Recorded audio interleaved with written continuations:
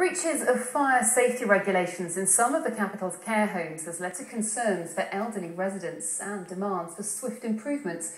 BBC London has learnt that 29 failed to meet basic fire standards. This report from our special correspondent, Kurt Barling.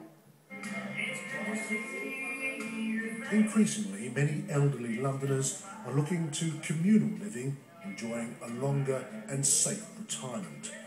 But sheltered accommodation and care home management brings with it risks that our investigation suggests many landlords are failing to deal with.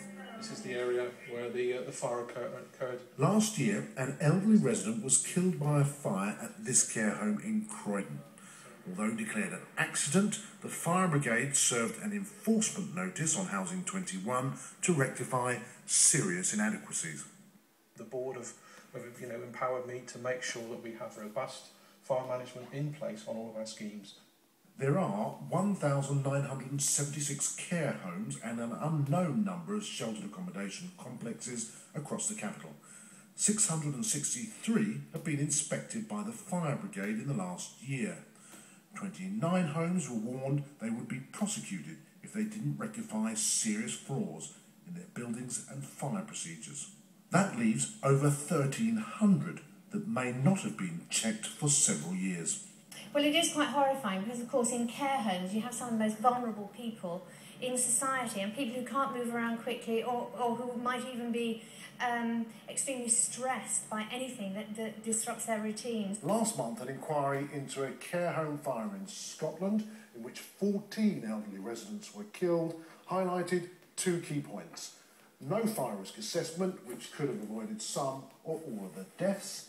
The fire risk assessment is required by law, and the report goes on to say staff had inadequate training, which yet again could have avoided some or all of those deaths. The enforcement notices we've seen for the capital show that time after time the same failings are being found in care homes across London.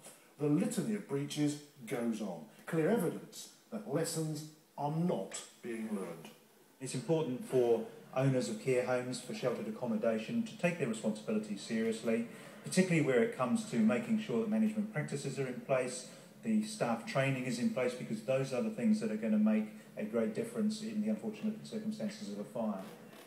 It does appear too many landlords are complacent about the risks to the elderly in the event of a serious fire. Kurt Barling.